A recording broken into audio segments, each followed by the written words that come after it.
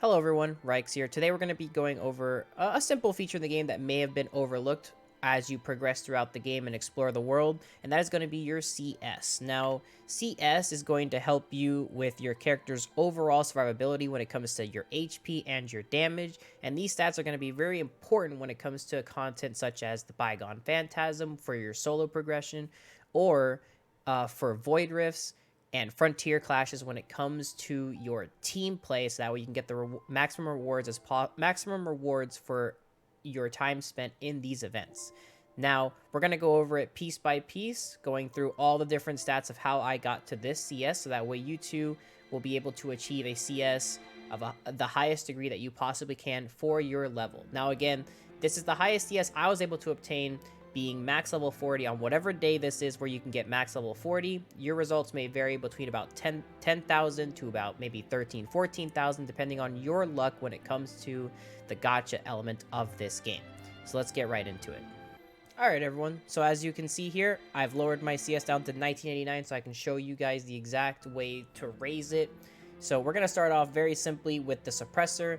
Now, you will unlock your Suppressor at level 12. This is when you acquire the story quest that allows you to start working towards this. And in this, you'll see that you will need to be certain levels to level it up, as well as obtaining this currency called the Potent Omnium Crystal. Now, this can be obtained in a very large amount of ways, but it is not a renewable resource. So here, you'll see the easiest way to get it in the beginning is going to be doing these runes, which give you 1 in easy every single time you first time complete it. You cannot do it again for another reward. It is only a first time completion. And then on top of that, you can also start exploring the maps, which also give these as certain completion rewards for exploring certain aspects of the map. And then another one is simply by progressing through the story, or even looking at the crew store. If you join a crew in the future, you will always be able to get them here. There is not really a cap by the look of it right now. It says unlimited, and you can buy these as long as you have the currency. I've already bought a couple myself. It just helps with having them whenever you need them. Now, let's get into another thing here. That's going to be your weapons. And for your weapons, what you're going to want to be focusing on here is, obviously, you're going to start in the beginning with these 3 weapons right here. Now, to maximize the amount of stats you have, you want to be leveling up your weapons as high as possible. However, you do want to make sure that you're saving your resources, as leveling weapons in the future does tend to get a bit expensive. Now, early game, it doesn't hit you that hard. So early game, make sure you're just keeping up with the maximum amount that you can level up. I believe you start off being able to level them to 20, and then you can get them up to 30 and 40. But as you do your special orders at 30 out of 80 of the gold nucleus banner, you're going to get your first SSR, and then 80 out of 80, you're going to pity into your next SSR. And that's when you're going to want to be those are the weapons you're going to want to be focusing on. So you'll see here I have 3 SSRs from when I was doing it, and I'm going to add these on. My CS is going to go up because the amount of bonuses they actually give me are vast compared to the weapons, because I've been leveling them up. They are up to my level and perfectly scaled with me. So you want to make sure that you are working on that. Now, another thing that you're going to want to be working on is going to be your matrices. Okay, so let's get into a much more in-depth topic when it comes to your weapons, and that's going to be your matrices. So when it comes to your matrices, you'll see here that there's both a 2-piece or a 3-piece bonus, as well as a base stat. Now, the set bonuses are only good for the weapons that they're equipped on, while these base stats like HP crit or attacking HP are good for your entire character, because your entire character uses all these stats for all your weapons.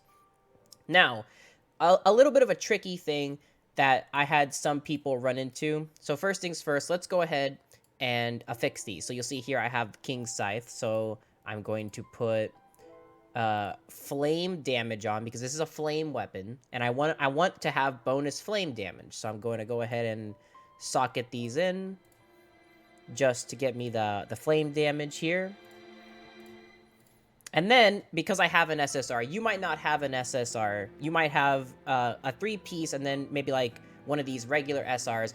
I do recommend this. If you do not, once you have your 3-piece constructed, socket anything in here to give you more stats. Now, my highest one's going to be this SSR, so I'm going to socket that in.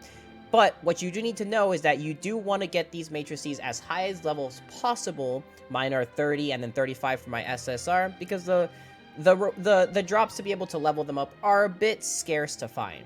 But I need to point this out, as some people are very confused about this. You see down here in the bottom right, when used as a material, the enhanced experience will be inherited 100%. This means that if you were to use all of your level up stuff to level up these blue ones, which are you're obviously going to replace with the SR, like the R ones you're going to replace with the SR ones, or even you're going to replace them with the SSR ones. Any and all experience that you spend into these will be 100% converted into another matrix in the future at no loss. So make sure that right now, in the current state, you at least are leveling these up to get bonus stats to make your character stronger. Now, I've gone over this with a lot of my friends who were unsure about how this all worked. You want to make sure to be doing this. You don't want to be using level zeros and be afraid to level them up, because it'll be much more difficult for you to exist in the game's future without consistently leveling up your matrices. And you'll see here that when you equipped matrices on weapons, you're looking for just a simple thing. Right now, because the game is still in its early state, I highly recommend just giving yourself a 3-piece set of these rare matrices, because as you can see here, it just increases the damage dealt. So you'll see that I have a volt damage weapon right here. So I'm going to go ahead and equip these, and then going to slap on my SSR, or my highest ranked extra matrice in the slot that I can afford to use is on. You see I have the 3-piece set and my 1 matrice here just for the stat increase. Now we're going to do the same thing for my bow. The bow is frost damage.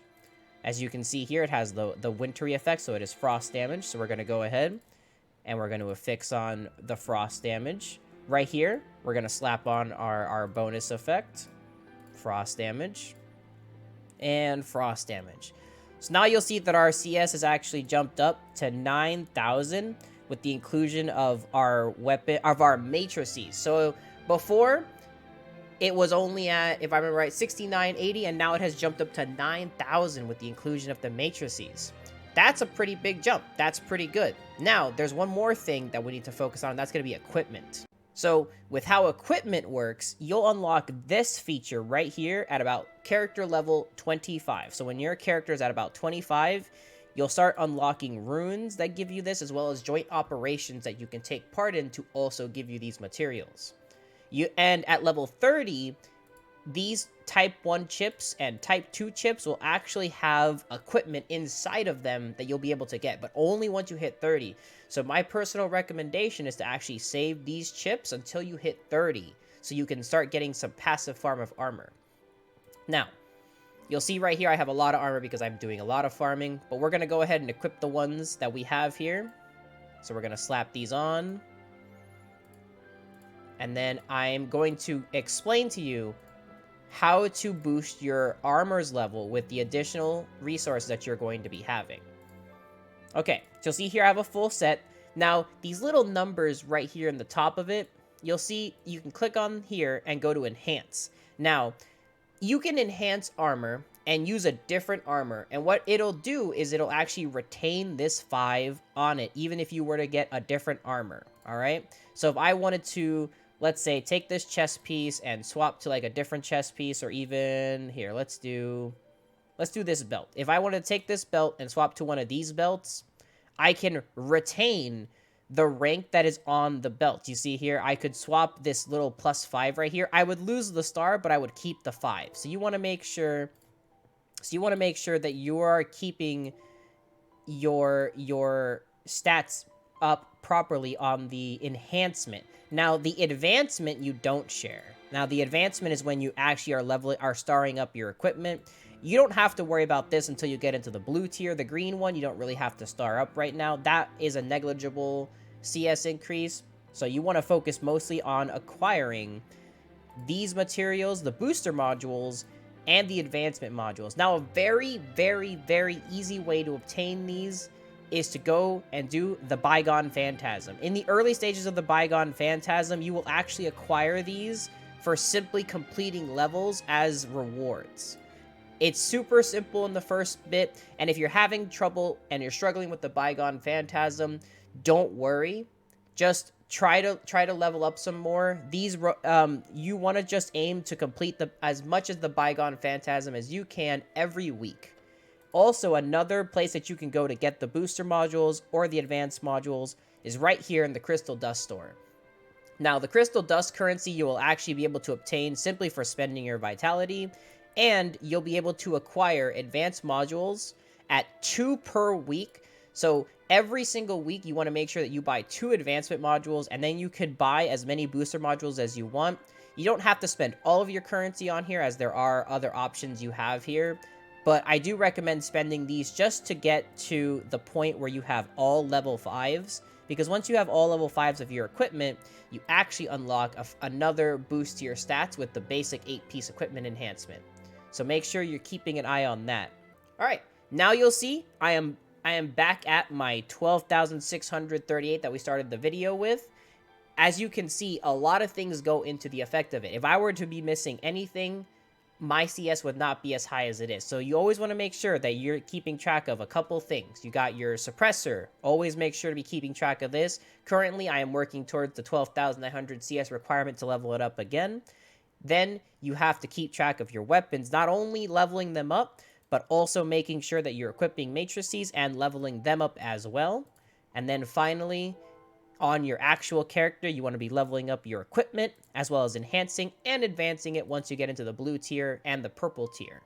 So that's going to be it for today's video. I hope this helped anyone who might be stuck specifically on the Bygone Phantasm, because the Bygone Phantasm is a very heavy check when it comes to how much you've been building your character up. So make sure that if you're having a rough time with the Bygone Phantasm, or you've encountered content that where you're just not happy with your stats, that you look at everything. Look at your weapons, your matrices, and your equipment, and your suppressor, and you go over the facts, see if there's anything you can level up, or just spend some time working on. I hope that helps anyone who may have had any questions. If you have more questions, feel free to leave a comment down below. I will answer them whenever I'm able to. Or if you have anything to add to this, please leave that down as well, so that way anyone looking at this video can find helpful tips and just advice on how to help them maximize their loadout. So, thanks for stopping by today. Hope everyone has a great time. Catch y'all next time. Bye-bye.